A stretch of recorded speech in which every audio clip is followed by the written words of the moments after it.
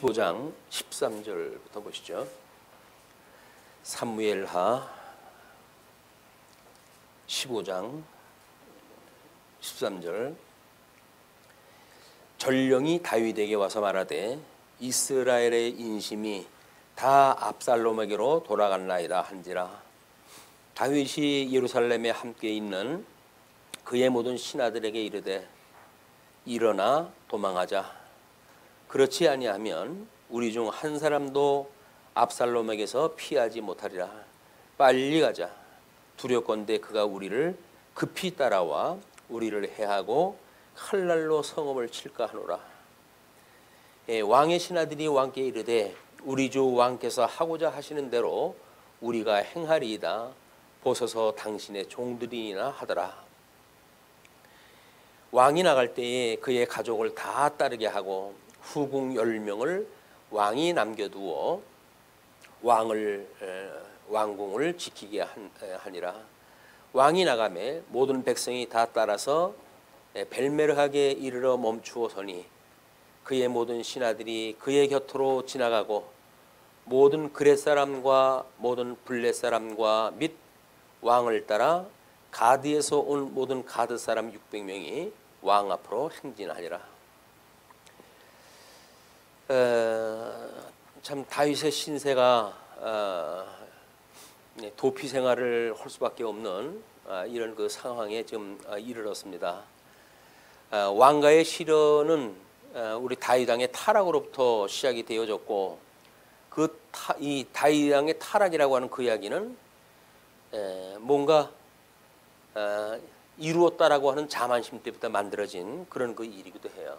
이번에도 이제 그런 강론 중에 이야기를 했다 했는데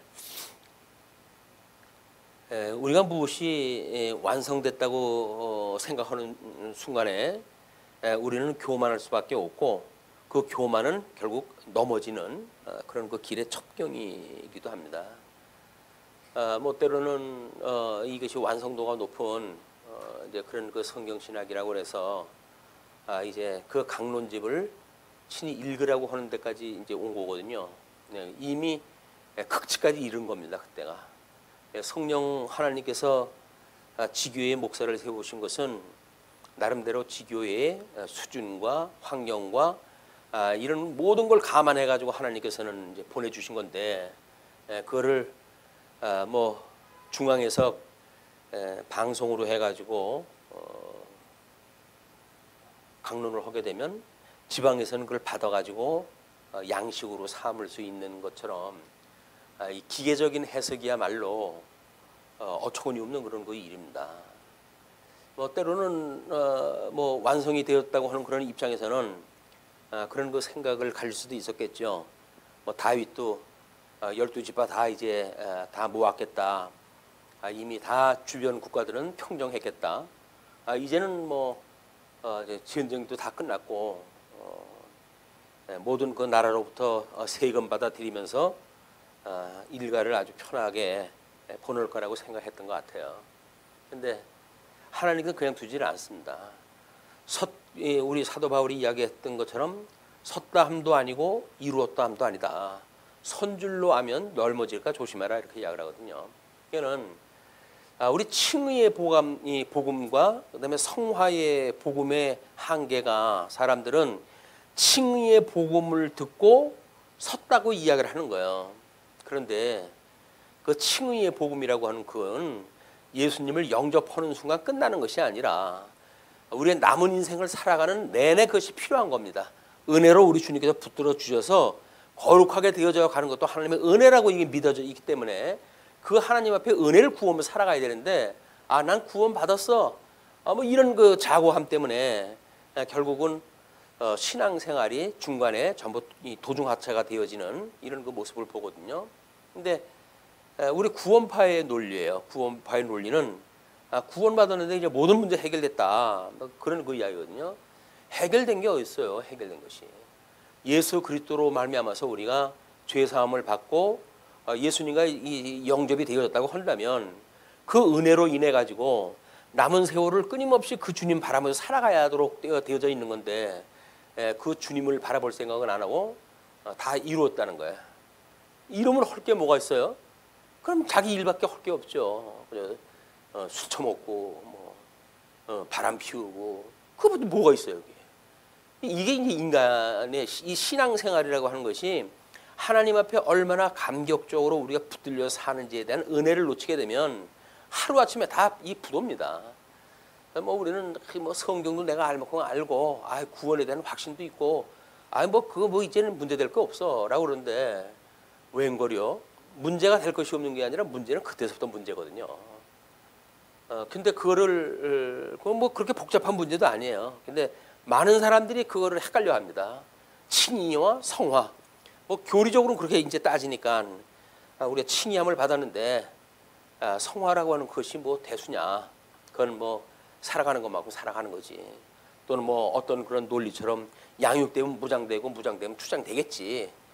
근데 내가 개입되지 않은 성장이 어디 있습니까? 그것이 나는 빠져버린 거야. 난 빠져버린 것. 요즘 이제 자유주의자들 중에서 또 이제 주장하는 것이 예수 그리스도를 믿으면 주님의 몸된 교회의 신부기 때문에 그건 하나다 결국은. 이 교회가 하나지. 그래서 개체의 개인 구원이라고 하는 그 개입이 들어갈 자리가 없다. 이제 이렇게 이야기를 하거든요. 그게 이제 사회 구원을 주장하는 자들의 이야기예요. 근데 그들의 이야기로 끝나면 괜찮은데 왠지 매력 있잖아요, 그 얘기가. 우리가 구속사를 표명하다가 보면 맞아. 주님께서 구속을 다 해가는데 개인 구원 하나하나 그렇게 해가시겠어? 하나님이 주님의 몸된 교회 예수 그리스도의 신부로서 전체를 다 해가시는 거지. 그러면 편할 것 같잖아요. 근데 문제는 그렇게 만약에 하나님께서 구원을 다 해가신다고 한다면 각자의 은혜의 감격도 없어질 뿐만 아니라 또 거기에서 각자가 책임을 져야 될 책임 문제도 다 없어져 버려요. 왜? 교회가 다 하는 거지 내가 하는 건가? 이렇게 되어버리니까. 이게 이제 우리가 보통 우리 공사판에서도 이제 그런 일이 벌어집니다. 어떻게 되면 일거리를 상당량 하나를 주고 이거를 그냥 하면 돈을 주겠습니다. 그러면 하루 할 거 사흘씩 가요. 마냥 하거든요. 그러면 사흘 일자리가 생기니까 주인이 보고 알잖아요. 그게 이거 하루만 할 거 같다. 이놈들이 농땡이를 부리나? 그러면 이제 거기다 주인이 흥정을 붙어요. 이거를 하는 순간 여러분들은 퇴근할 수가 있습니다. 그럼 반나절 만에 끝나요. 그러니까 여러 사람이 할 적에는 그냥 더부사리로 끼워가지고 시간이 늦게 가든 어서 가든 상관은 있나요? 단체적으로 하는 거니까. 근데 개인의 이익이 걸리는 것하고 단체의 이익이 걸리는 거 사람들이 이해가기가 다르거든요. 교회 봉사는 것도 마찬가지입니다. 여러 사람이 거쳐오고 이러는 거는 근데 한 사람쯤 빠지면 뭐 어때? 그래가지고 편하게 생각을 하려고 그래요. 자기 책임이 없어지니까. 근데 만약에 그것이 우리 집안일이라고 한다면 그게 또 안 되잖아요. 그렇게. 이게 사람이 가지고 있는 심리예요. 그러니까 하나님 앞에 우리가 이제 구원을 받는 은혜도 마찬가지고 또는 성화 단계에 갔을 때 우리들의 그런 경건의 훈련도 마찬가지죠.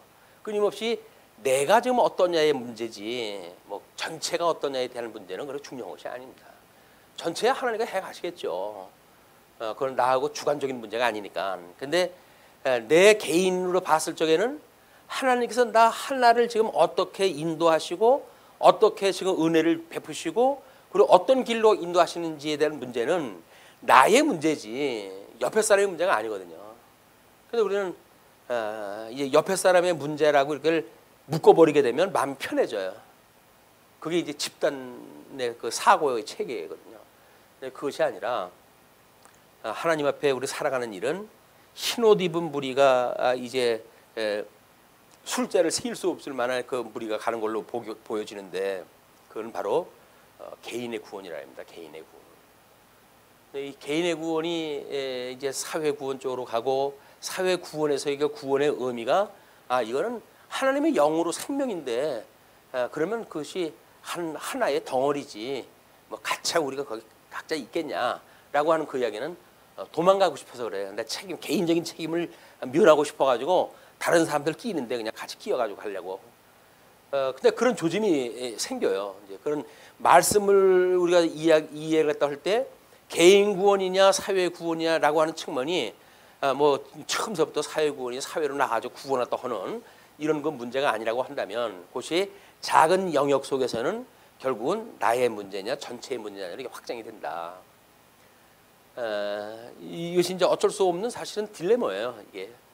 그래 우리 뭐 사회주의도 마찬가지고 개인주의, 민주주의도 마찬가지 아닙니까?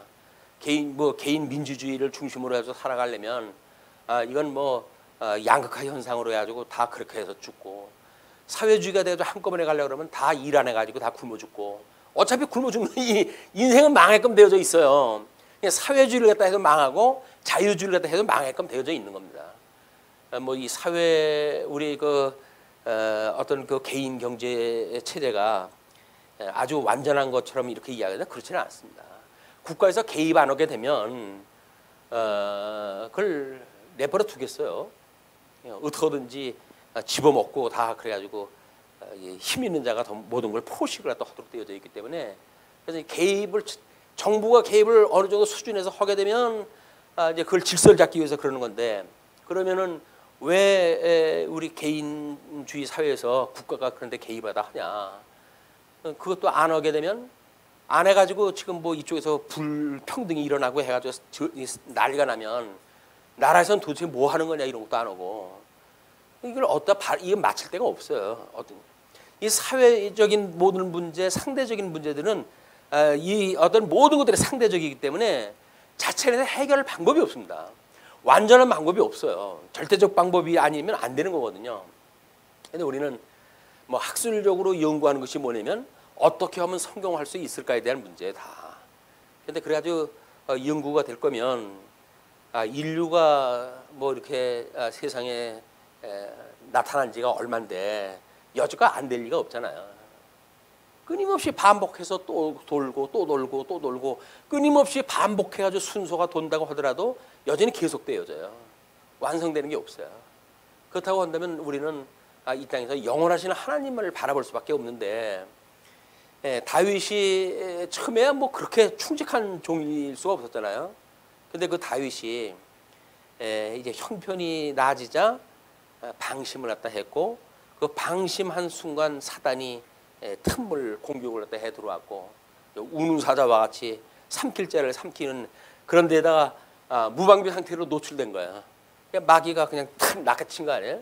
그래가지고 불가역적인 죄를 범일렀어요. 뭐 다른 사람을 때렸다든지 그렇게 해가지고 사과나 하고 뭐 이렇게 용서를 빌어내는데 이미 이 죄는 돌이킬 수 없는 죄예요. 본인도 그걸 알았잖아요. 그러니까는 그 여자의 남편을 죽이는 데까지 가는 겁니다. 이건 돌이킬 수가 없어요. 거기 또 뭐 아기까지 생겼잖아요. 그럼 무슨 수로 이걸 돌이켜요? 그러니까 결국은 사람을 죽이고 그걸 덮으려고 하고 그래가지고 완전히 다윗 인생 일대에 아주 참혹한 그런 그 환경에 처해져 있는 것이 그 지금 우리들이 양쪽가로 2번으로 해서 왕가의 비극 사건입니다. 그 양쪽 1번의 왕가의 타락 사건. 그래가지고 이제 2번에 왕가의 비극 사건이 꼬리를 물고 일어납니다. 꼬리를 물고 일어나. 이런 그 문제가 우리들한테 어떻게 보게 되면 칭의함을 받았다고 하는 구원의 확신, 또 회개라고 하는 것이 생명에 이르는 회개다라고 생각이 되면 그러면 우리는 걱정이 없어요. 왜? 성경에서 말하는 것이 그거니까 우리는 생명에 이르는 회개를 하는 거거든요. 근데 이걸 조금 머리가 돌아간다고 하는 사람들이 회개라고 하는 건 단회적이지 그게 어떻게 끊임없이 회개했다가 또 뒤로 갔다가 또 회개하고 그러냐. 반복적인 회개는 옳지 않다 이렇게 이야기를 하거든요. 그래가지고 뭐 이 처음에 예수님을 맞이해가지고 우리가 회개한 거는 회개고 그 다음에 끊임없이 해야 되는 건 자복이다 이렇게 이제 설명을 한 거야. 하나님 앞에 고백을 한다는 것이 죄를 고백하는 것이다 그 얘기거든요. 근데 구원이라고 하는 건 영원한 구원이에요. 영원한 구원.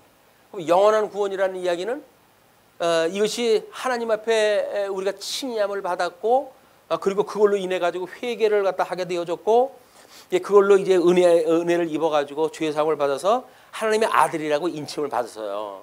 그럼 하나님의 아들로 인칭을 받은 뒤로부터는 그러면 아들로서 살아가야 되는 거거든요. 그런데 아들이 됐다고 하는 걸로 끝나는 거예요. 아들이 됐다고 하는 걸로 끝나는 거예요. 이것이 우리 아마 모든 그 기독교의 고민이 어떻게 성화의 단계를 성도들한테 지속적인 성화의 단계를 해갈 수 있을까에 대한 문제거든요. 근데 안 됩니다. 이건 복음을 깨닫고 정말 그렇다고 믿어지는 사람이 그렇게 살아가는 거지. 거기서 뭐 교회에서 어떻게 하면 교회에 충성 봉사할 수 있겠는가라고 하는 걸 위해 가지고 가진 방법을 다 동원을 갖다 해요. 당신들은 예수님 믿고 구원받았잖아요.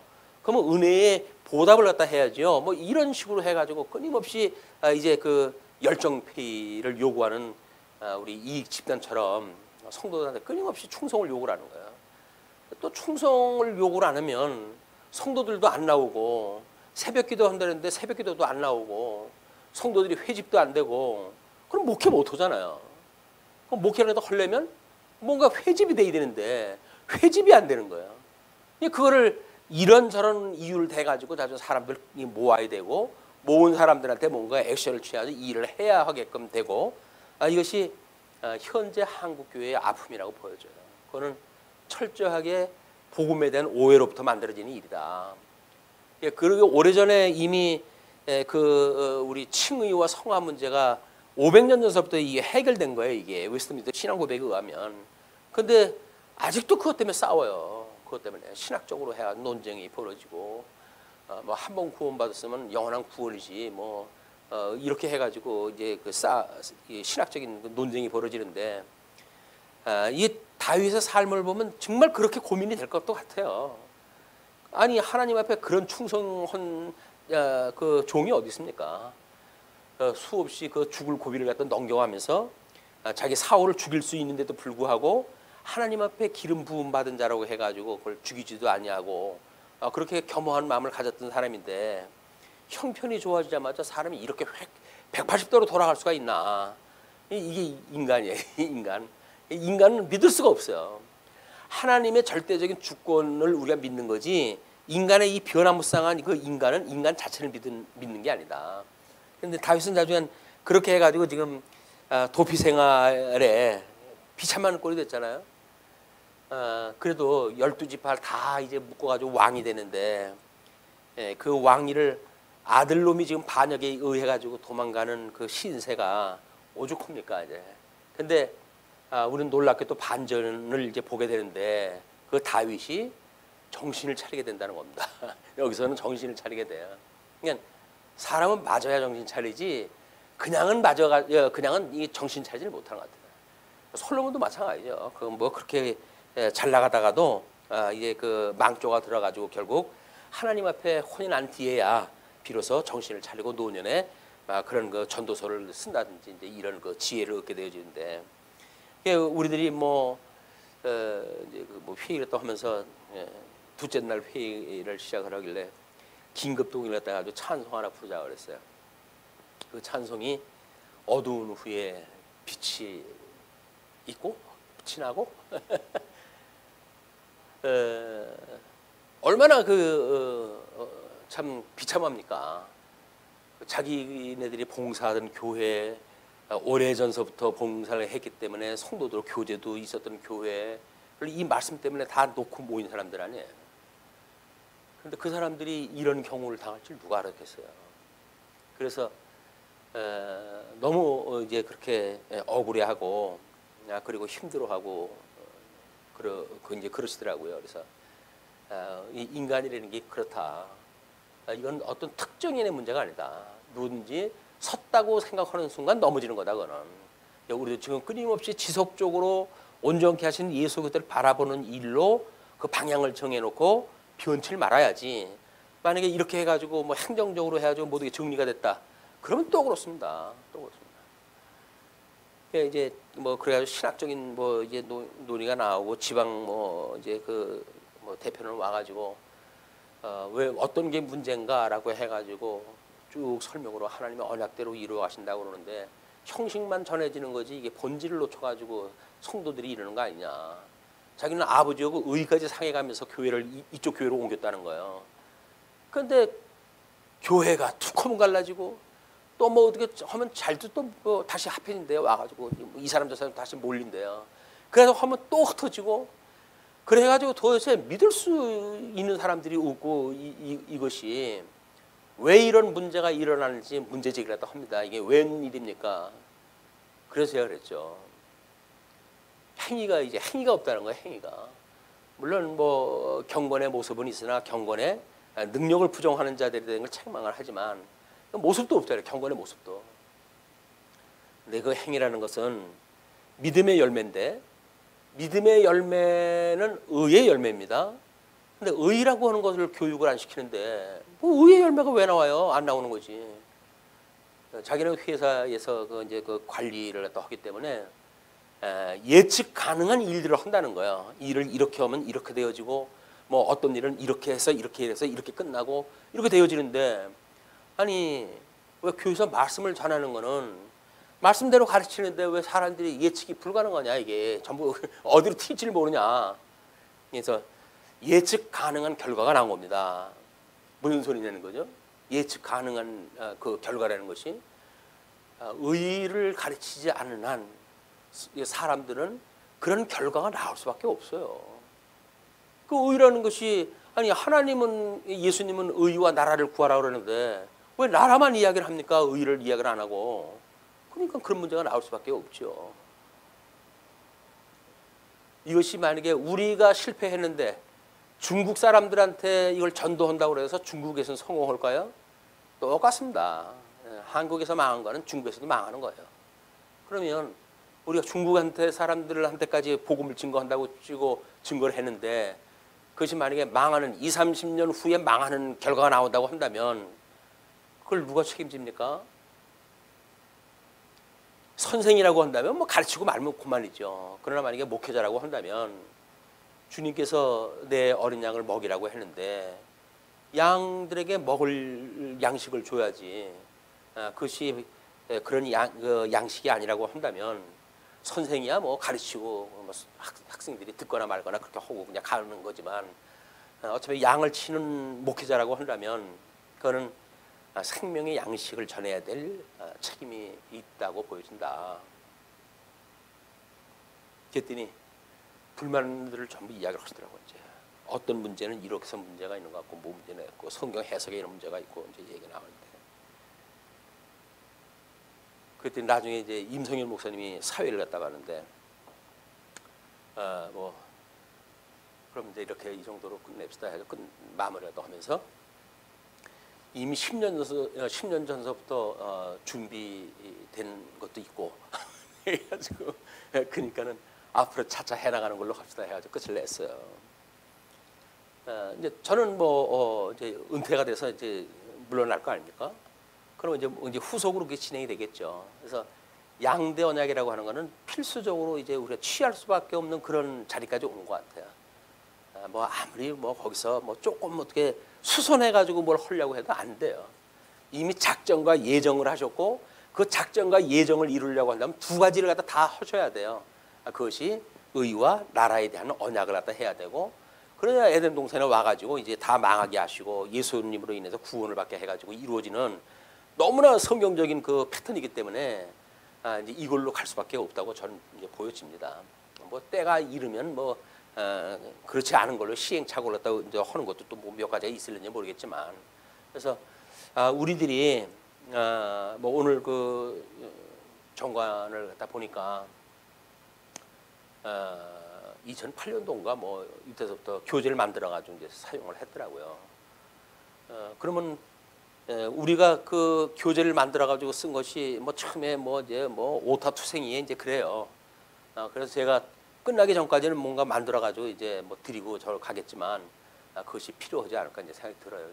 좀 손 좀 보고 그리고 웨스트민스터 신앙 고백의 근거 전부 제시해 가지고 개인의 문제가 아니라 이거는 우리 믿음의 선배들의 그런 신앙 고백에 의해서 기초를 둔 이제 성경 해석 방법이라고 하는 그걸 강화해야 될 이유가 있다고 보여지거든요. 뭐 이것을 뜻이 있는 목사님들이 같이 하면 얼마나 좋겠습니까만은 잘 안 될 것 같아요. 그렇다고 해서 교회에서 뭐 거기다 시간 낼 분들이 또 있느냐면 그것도 안 돼요. 젊은 남자 뭐 청년들이나 있으면 뭐 거의 진행이 될까? 그것도 안 돼요. 그럼 결국 저 혼자 그냥 꾸물꾸물 해가지고 해야 될 텐데 어느 시간에 끝날는지는 모르겠어요.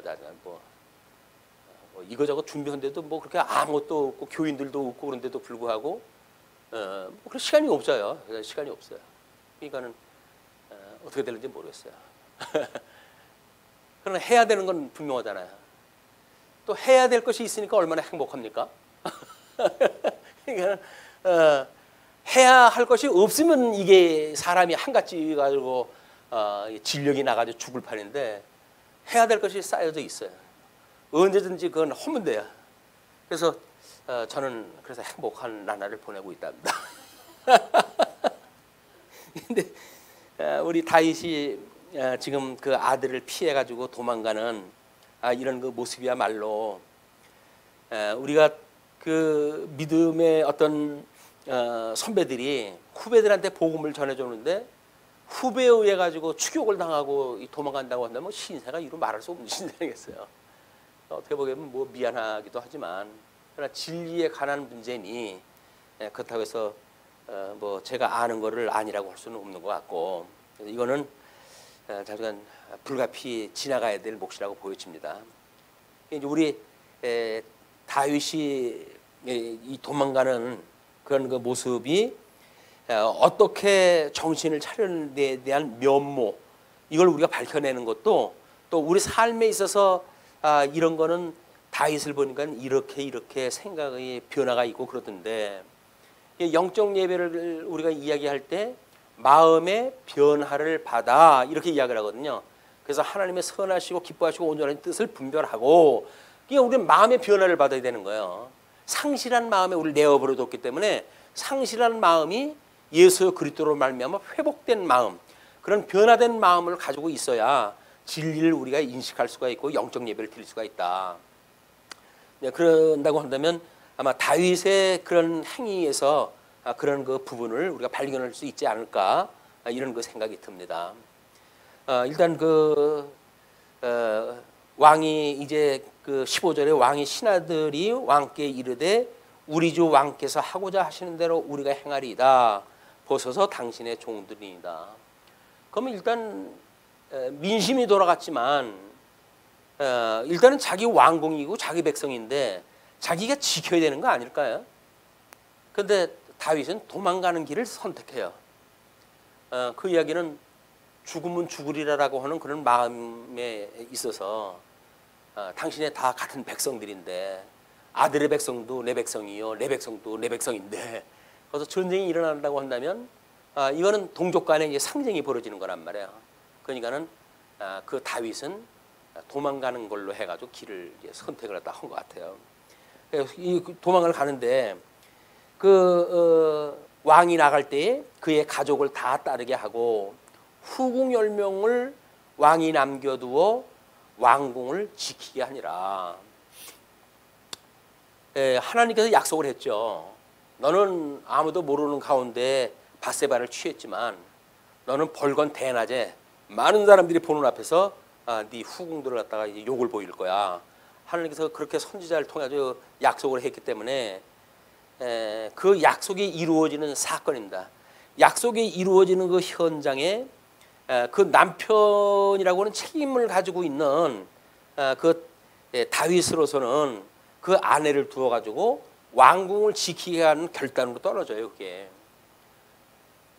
이거는 이제 돌이킬 수 없는 또 이제 뭐 후회로 남을 그런 그 일이겠지만 뭐 다 데리고 갈 수가 없고 지켜야 될 자는 많고 그러니까는 아마 왕궁을 지키게 했다는 명분을 둬가지고 그렇게 했겠지만 왕이 나가면 모든 백성이 다 따라서 벨메르하게 이르러 멈추어 서니 그의 모든 신하들이 그의 곁으로 지나가고 모든 그렛 사람과 블렛 사람과 및 왕을 따라 가드에서 온 모든 가드 사람 그래서 여기서 블렛도 아마 블레셋의 어떤 도시가 아닌가 뭐 그렛도 뭐 그 그레데라고 하는 거기에 어떤 일부가 아닌가 뭐 가드는 이제 그 수도로 되어져 있으니까 블레셋에 그래서 그 가드 사람 600명이 왕 앞으로 행진하니라.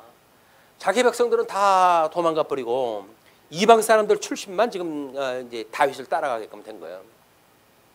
그때에 이제 19절서부터 23절 가드 사람 이때의 충성이 이제 소개가 됩니다. 그때의 왕이 가드 사람 이때에게 이르되 어찌하여 너도 우리와 함께 가느냐? 너는 쫓겨난 나그네이니 돌아가서 왕과 함께 내 곳에 있으라. 이거는 자기 그 고향에서 쫓겨나가지고 지금 다윗에게로 왔고 다윗에게로 왔던 나그네니까 그 예루살렘에 남아가지고 왕과 함께 그곳에 있으라고 이야기하다 하죠. 그러면서 너는 어제 왔고 나는 정처 없이 가니 오늘 어찌 너를 우리와 함께 떠돌아다니게 하리요. 너도 돌아가고 내 동포들도 데려가라. 은혜와 진리가 너와 함께 있기를 원하노라. 그래서 그가 인솔한 군대까지 다 끌고 가라고 그렇게 이야기를 해요. 이때가 왕께 대답하여 이르되 여호와의 살아계심과 내 주 왕의 살아계심으로 맹세하옵나니 진실로 내 주 왕께서 어느 곳에 계시든지 사나 죽으나 종도 그곳에 있겠나이다 하니. 뭐 우리 예수님이 그러죠. 제자들이 다른 데로 이제 떠나고 그러니까 너도 나를 떠나려느냐 그랬더니 말씀이 여기 있사온데 우리가 어디로 갑니까? 이렇게 이야기를 하잖아요. 그러니까 다윗은 지금 예수님을 예표하는 인물이에요. 그래서 그 다윗을 따르는 자들이 끊임없이 하나님 앞에 기름 부음 받았던 다윗을 따르게 되어지고 이방 출신들이 따라요. 그것도 혈육지간의 아들, 골육인 그 아들도 뭐 왕이 기름 부음 받았던 왕인지를 모르겠습니까? 그런데도 불구하고 지금 이제 배반을 했다 하는데, 그래서 우리 이방인의 구원과 유대인의 구원이 참 실로 놀라운 그런 그 장면입니다. 그게 신약 시대 때 왔을 때도 어떻게 이스라엘 백성들이 개와 돼지처럼 여기는 이방인들이 구원을 받고 하나님의 아들이라고 아브라함의 자손이라고 자고하는 자들은 구원에 이르지 못하는가. 참 믿기 어려운 일이에요. 그러나 그런 현상으로 드러나잖아요. 그래서 뭔가 믿는 구석이 있는 사람들이 나름대로 신앙생활을 하기 어렵습니다. 그래서 이스라엘 백성들이 그 아브라함의 자손인 걸로 해가지고 큰 소리를 치고 그러니까 주님께서 아브라함의 자손인 거 자랑하지 마라. 하나님께서는 길가에 돌을 덩어리를 가지고도 만드실 수 있다는 거예요. 영혼이 없는, 영혼이 죽은 그런 그 인간은 돌로 만든 거예요. 우리가 흙으로 만들어진 그 인생 아닙니까? 거기다 하나님 생기를 불어넣어가지고 생명이 된 거지, 그 생명 자체를 죽이셔가지고 만약에 그냥 사람으로만 존재한다고 하면 그건 흙이에요. 흙. 그냥 흙으로 왔으니까 흙으로 돌아가는 거거든요. 우리가 엊그제까지만 해도 뭐 애고 하고 뭐 그래 애들 갖다 하다가 시간 되면은 화롯불에다 집어넣잖아요. 그냥 타는 데다가. 그게 사람이 할 일입니까? 만약에 그게 사람이라고 그러면 아닌 거예요. 그냥 흙이니까 흙으로 돌아가는 그거를 우리가 인정하고 수용하다 한다. 이것이 그 아브라함의 자손인 걸 자랑하는 이스라엘 백성들과 하나님께서 그 할례와 유월절을 통해 가지고 하나님의 백성들을 골라내시는 작업이 지금 우리 세례받고 성찬을 통해 가지고 그걸 기념하는 사람들에게 주시는 은혜의 말씀이라고 보여집니다. 뭐 요즘 같은 세상에 무슨 성찬이냐, 그래가지고 성찬을 우습게 여기잖아요. 성찬을 우습게 여기는데 그렇지 않다.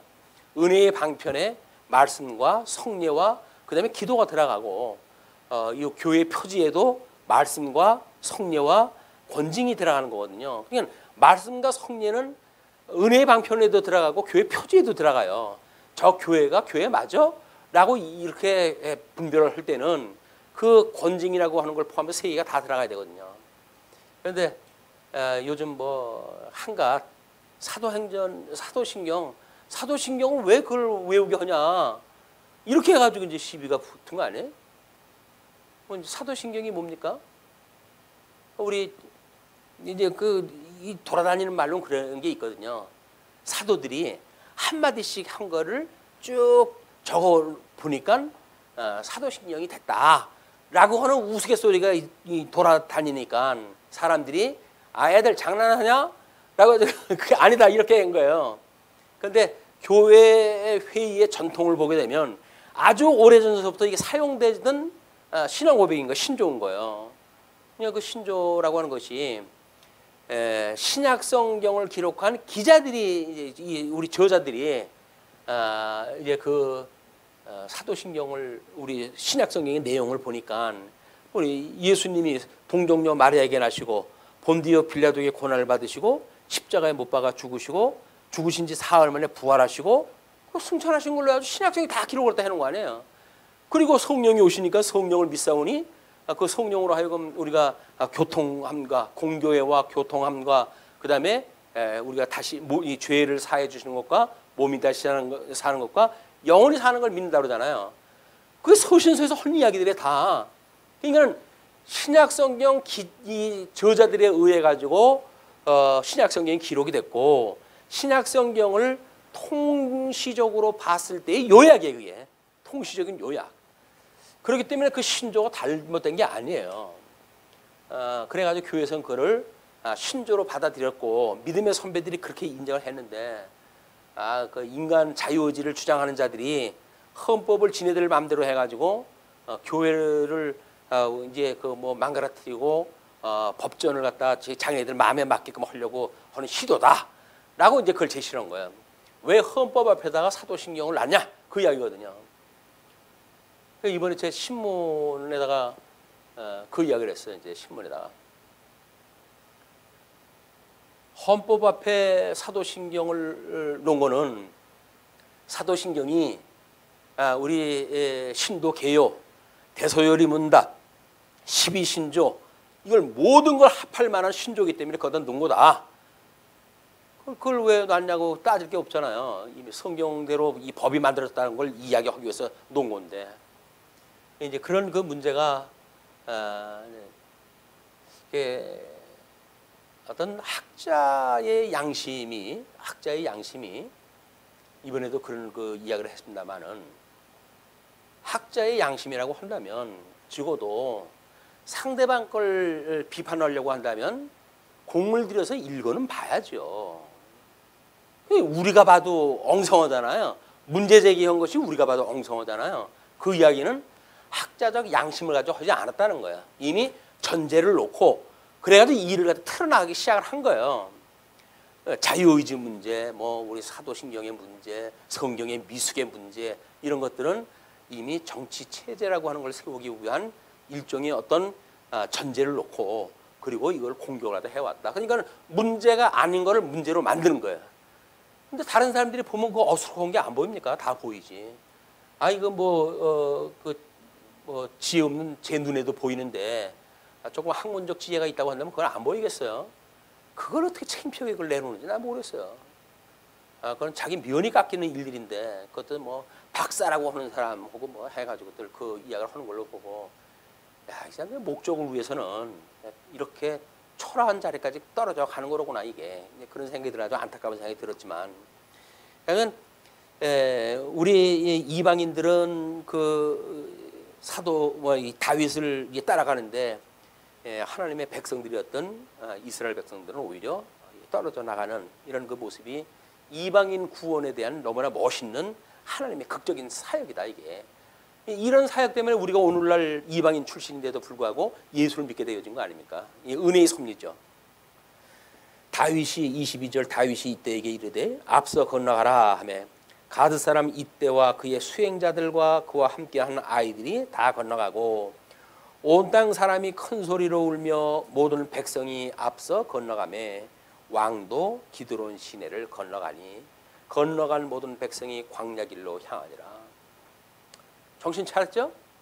다른 사람들 다 보내놓고 자기가 제일 늦게 가잖아요. 죽으면 내가 죽어야지 너희들이 무슨 죄가 있냐, 그 얘기 아닙니까? 양떼를 지키는 심정으로 그렇게 했을 거예요, 다윗이.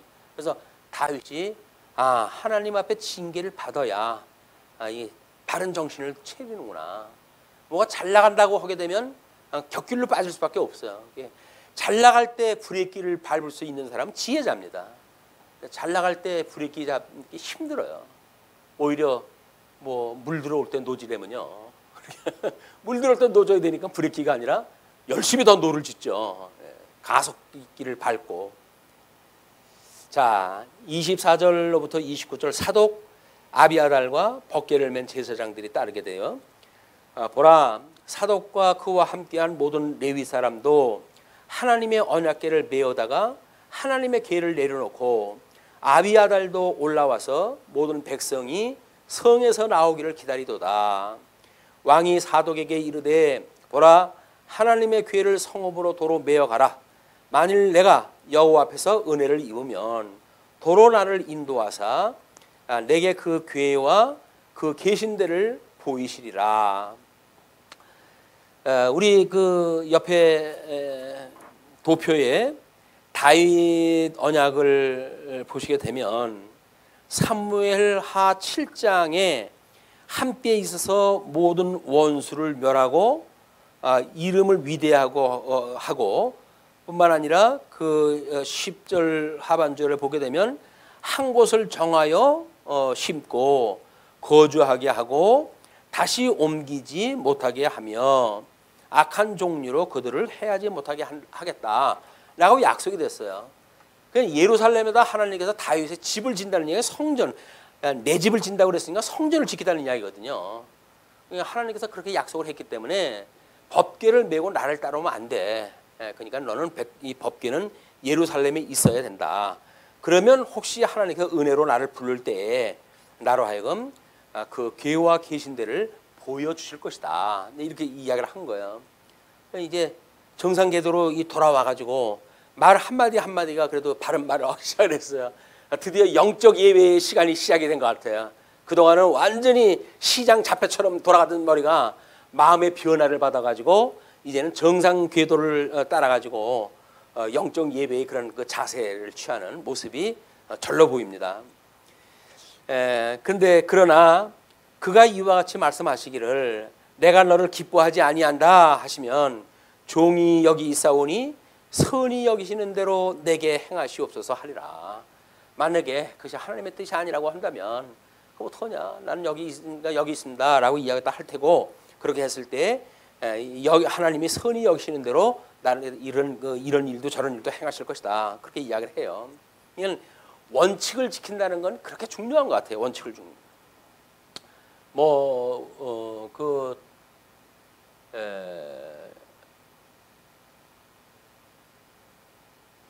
어떤 그 신문에 제법 큰 회사의 회장이 크리스찬인데 어머니의 손에 끌려가지고 새벽기도를 다녔던 분이래요.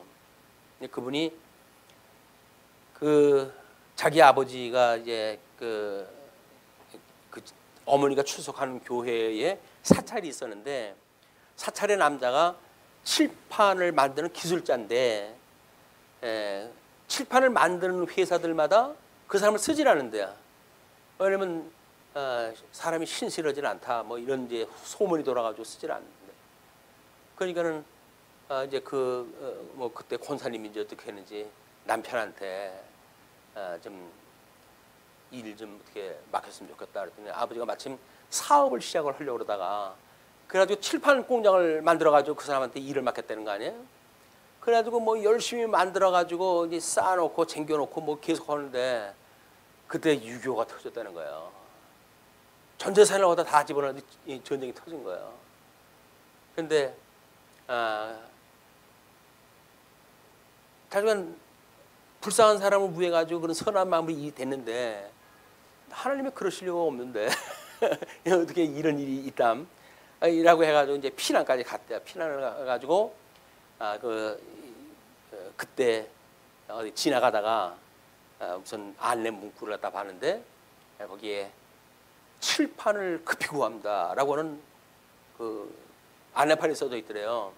그냥 6.25 때 그쪽에 학교가 모든 사람들이 이제 이 중공군들 이북 괴뢰군들이 넘어와가지고 여러 사람이 기거할 데가 없으니까 이제 학교를 점령을 했잖아요. 그리고 학교에 칠판이라는 칠판을 다 띄어가지고 전부 화목으로 써버렸대요. 그래가지고 이 공부는 시켜야 되는데 이제 어느 정도 이제 시간이 지나가지고 공부는 시켜야 되겠는데 흑판이 없어서 교육을 시킬 수가 없는 거예요. 그래가지고 이제 급히 그 광고가 나왔는데 아버지가 옳구나, 때로구나 해가지고 납품을 갖다 해가지고 큰 돈을 벌었다는 거예요. 이게 전쟁 굉장히 민족적인 그 아픔의 사건인데 개인적으로 해가지고는 큰 돈을 이제 기회가 됐대요. 그래가지고는 이제 그걸로 인해 가지고 뭐 이런 저런 거 준비를 했다 하고 그렇게 하는데 IMF 때가 이제 오기 전에 자기네는 이제 그 뭐 만드는 그 일이 이제 그 에너지를 통해서 뭘 하는 회사인데 겨울이면 엄청나게 이제 그 돈이 돌고 그런데 남고 그래가지고 은행에다 싸게 뭐 돈을 빌려주고 그러는데 이제 여름에면 이게 엄청나게 돈이 필요하고 돈은 안 돌고 은행에서 빌려야 되는데 20-30%를 갖다 그냥 세금으로 이자로 해가지고 받고 이제 그러더래요. 근데 은행마다 전부 돌았대요. 돌아가지고 자기가 안을 만들어가지고 이제 지시를 갖다 했대요. 그래서 우리가 돈이 잘 돌아갈 때는 너희들한테 이걸 싼 값으로 돈을 빌려주겠다. 그 대신 우리가 돈이 필요할 적에는 우리들이 이자 물었던 거에 1%를 더 주는 걸로 해가지고 우리가 돈을 우리한테 빌려달라. 라고 해가지고 체결이 돼가지고 이제 그렇게 했다는 거 아닙니까? 그래서 그거 체결이 돼가지고 일이 진행하자마자 IMF가 터진 거예요. 이 사람들은 이제 이 어떤 자금에 대한 건 뭐 그렇게 위기가 없이 지나가는데 어느 정도 지나가는데 전화가 왔더래 상공부 쪽에서 뭐 해가지고 그때 한 50이 정도 했다 그러는데 그 회사가 당신네 회사가 제게 10이 정도가 좀 됐습니다.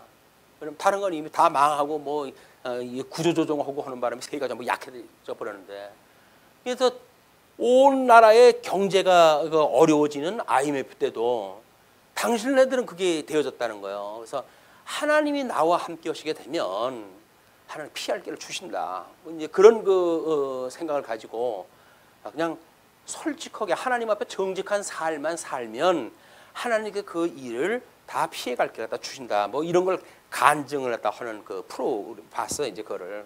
그는 제법 뭐 회장이니까 나이도 있지 않습니까? 그런데 그 그리스도에 대한 첫사랑에 대한 이야기를 하는 걸 듣고 하나님만이 우리의 사랑을 하실 수 있는 분이지 사람은 할 수가 없다. 뭐 이렇게 고백을 하더라고요. 저 연세의 첫사랑을 저렇게 아름답게 기억할 수 있는 예수쟁이라고 한다면 저 사람 참 행복한 사람이겠다 생각이 들더라고요. 그 나이에 어떤 때 뭐 간증하는데 전도를 하려고 이제 가는데 마침 술집 2층이 술집인데 그 집을 이제 전도질 들으러 갔더니 주인이 막더래요. 여기 술 파는데 뭐 이런 걸 가져오냐고. 그래가지고는 보태고 좀 뭐 전화자 내가 뭐 다른 거 아니야 이것만 주려고 그러는데 그랬는데 그 막 승기가 벌어지고 있는데 안에서 손이 나오더니 전도지를 탁 채워가지고 들어가더래요. 그래가지고 됐다 이제 하나라도 전했으니까 됐다 하고 갔는데 그날 불이 났다는 거 아닙니까? 그 술집이 불이 났대요. 다 죽었대 술집에 이거 사람이. 근데 전도지 받은 사람 한 사람만 살았대요. 이 만화 같은 얘기 아닙니까? 만화 같은 얘기, 극적인 얘기. 뭐 신비주의적이다 뭐 이렇게 생각할 수밖에 없는 그런 일 아닙니까? 근데 그 사람한테 그런 일이 벌어진 거야. 전도지를 줬고 그다음에 전도지를 받고 그래가지고 이제 살아나는데 뭐 지금 세계에서 제법 그 일을 갖다 하는 사람으로 소개가 되더라고요. 그냥 아까 이제 그래서 이제 전도 이야기도 나오고 그런 건데 우리가 복음에 대한 우리들의 감격으로만 끝날 것이 아니라 다른 사람에게도 전해줘야 되겠다고 하는 어떤 그런 마음의 이제 변화가 있어야 되지 않을까 이제 그런 생각이 들어요. 내적으로 교육은 어느 정도 이제 됐다고 보여지고 오늘 아침 저녁 지금 판사 안 하잖아요. 왜냐하면 그냥 이야기해도 되는 이야기식으로 하면 되니까. 근데 그렇게 되면 이제 외부 사람들이 들어와도 뭐 이렇게 복음을 이야기 듣듯이 들으면 쉽게 이해될 수 있고 제가 준비를 갖다 하고 있을 테니까 전도를 갖다 해가지고 사람들을 몰고 오시라고요. 예, 예. 하여간 하나님은 선히 여기시는 대로 이러거나 저러거나 선히 여기시는 대로 하실 거다. 그게 믿는 믿음으로 우리가 사는 것이 믿음으로 사는 사람들의 행복이다. 뭐 망하는 거죠. 뭐 이런 생각 가지고 우리 하나님만 그저 높이고 그분만 우리가 찬양으로 살아가는 이런 것이 행복한 신앙생활이라고 하는 그런 생각을 아침에 그 기사를 갖다 보면서 났길래 지금 말씀을 드리는 거예요. 자, 그러면서 왕이 또 제사장 사독에게 이르되 내가 선견자냐 아니냐? 너는 너희의 두 아들 곧 내 아들 아히마하스와 아비아달의 아들 요나단을 데리고 평안히 성읍으로 돌아가라. 지금 이 사독의 대제사장이었어요. 그 제사장을 성전에 법궤가 들어가야 되니까 들어가야겠죠. 그리고 너희에게서 내게 알리는 소식이 올 때까지 내가 광야 나루터에서 기다리라 하니라. 사독과 아비아달이 하나님의 궤를 예루살렘으로 도로 메어다 놓고 거기 머물러 있으니라. 예루살렘으로 다시 원위치가 되어진 거죠. 그러면서부터 30절 31절 보게 되면 아히도벨이 반역에 가담을 해요. 다윗이 감람산 길로 올라갈 때에 그의 머리를 그가 가리고 맨발로 울며 가고 그와 함께 가는 모든 백성들도 각각 자기의 머리를 가리고 울며 올라가니라. 얼마나 그 비극의 일이겠어요. 어떤 사람이 다윗에게 알리되 압살롬과 함께 모반한 자들 가운데 아히도벨이 있나이다 하니 다윗이 이르되 여호와여 원하옵건대 아히도벨의 모략을 어리석게 하옵소서 하니라. 지략가예요. 아히도벨 지략가. 그래가지고 이 뭐 정확한 그런 그 이야기는 아니지만 아히도벨이 밧세바의 그 아버지가 아니냐 뭐 이제 그런 그 이야기를 하는 사람들도 있고 그런데 그러니까 지략가인데 그 사람이 압살롬에 이제 붙어버린 거예요. 그러니까 다윗이 그렇게 모략을 어리석게 해 주십시오라고 기도를 한 거예요. 다윗이 하나님을 경배하는 나루턱에 이를 때에 아렉 사람 후세가 옷을 찢고 흙을 머리에 덮어쓰고 다윗을 맞으러 온지라. 이는 이 후세가 이제 다윗을 맞으러 온 거죠. 그러니까 다윗이 그에게 이르되 내가 만일 나와 함께 나아가면 내게 누를 끼치리라. 그러나 내가 만일 성읍으로 돌아가서 압살롬에게 말하기를 왕이여 내가 왕의 종이니이다. 전에는 내가 왕의 아버지의 종이었더니 이제는 내가 왕의 종이니이다 하면 내가 나를 위하여 아히도벨의 모략을 패하게 하리라. 후세라고 하는 그 인물이 다윗이 봤을 적에는 지략가야. 그래서 이 아히도벨을 대적할 수 있을 만한 필적할 만한 그 이 지략가는 이제 후세인데 후세가 자기를 따라오니까 그러지 말고 예루살렘에 돌아가서 압살롬에게 이제 뭐 항복을 갖다 하고 이제는 당신의 종이라고 그렇게 이야기를 다 해라. 그렇게 이야기를 한 거예요. 그렇게 이제 그렇게 하면 그 아히도벨의 모략을 패하게 하는 게 하실 것이다. 이제 그렇게 이야기를 하죠. 사독과 우리 32절 37절까지 이제 계속되어지는데 아렉 사람 후세의 협약에 대한 문제가 소개가 되어진다. 사독과 아비아달 두 제사장이 너와 함께 거기 있지 아니하냐. 내가 왕의 궁중에서 무엇을 듣든지 사독과 아비아달 두 제사장에게 알리라. 그들이 두 아들 곧 사독의 아히미아스와 아비아달의 요나단이 그들과 함께 거기 있나니 너희가 듣는 모든 것을 그들 편에 내게 소식을 알릴지니라 하는지라. 다윗의 친구 후세가 곧 성읍으로 들어가 압살롬도 예루살렘으로 들어갔더라. 이제 두 제사장하고 법궤고 다 보내줬으니까 그러면 굳이 우리 따를 게 뭐가 있냐. 그렇게 해가지고 이제 압살롬도 후퇴를 다 하는 거예요. 이 압살롬의 후퇴가 뭐 다윗이 도망갈 시간을 주는 거고 이제 그런 그 일이지만 그 시간 어간에 이 아히도벨하고 후세하고 지략적인 싸움이 벌어져요. 이제 우리 압살롬한테다가 이제 서로 주고받고 이제 제안을 갖다 하고 그러는데 그런 그 문제로 시간을 벌고 다윗은 충분한 시간을 가지고 도망가게 되어지고 이 하나님 피할 길을 주시는 겁니다. 거기서 이왕 피할 길 주시는 거 압살롬이 이런 반역을 하지 않았으면 얼마나 좋을까요? 라고 이야기를 하지만 압살롬의 반역이 없이 다윗이 하나님 앞에 교육이 안 되는 거예요. 하나님을 깨달아 알고 섬기려고 한다면 그런 고난사가 닥쳐야 자기의 진면목을 가지고 하나님 앞에 진정성 있는 회개가 있게 되어지는 거기 때문에 우리들한테 뭐 주기도를 할 적에는 시험에 들게 하지 마시옵고라고 가볍게 우리가 기도를 하는 것 같지만 이것이 우리 일거수일투족 그런 걸로 만들어진 이 일에 대해서 정말 진정성 있는 회개가 필요하다. 그게 시험인지 뭔지도 모르고 있으면 안 되는 거 아니에요. 시험이 이게 이렇게 됐다는 시험이 될 수도 있지라는 생각을 하게 됐을 때 진정성 있는 회개의 기도가 필요하다. 생명에 이르는 회개라고 이렇게 이해한다. 생명에 이르는 회개.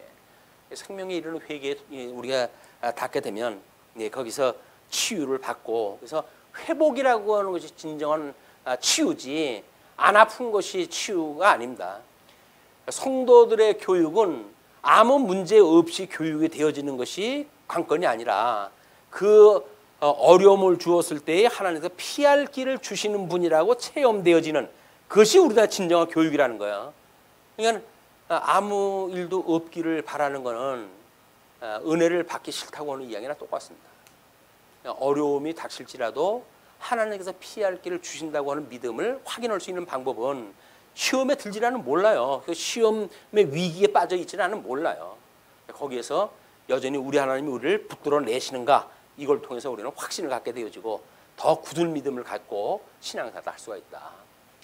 우리 한 주 동안도 이런 은혜의 체험을 또 공부하고 익히고 그래서 심령의 평강을 누리는가에 대한 자기 진단, 체크리스트도 좋고 그래도 한 번쯤은 점검을 해볼 필요가 있다. 우리 주님이 나하고 함께하는 걸로 인해서 내가 심령의 평강을 누리고 있는가. 우리 아버지 하나님과 우리 주 예수 그리스도로 조차 은혜와 평강이 너희에게 있을지어다. 사도들이 끊임없이 기도하는 내용들이에요. 은혜와 평강이 충만한 한 주간이 되기를 빌면서 말씀 주시겠습니다. 기도하시죠.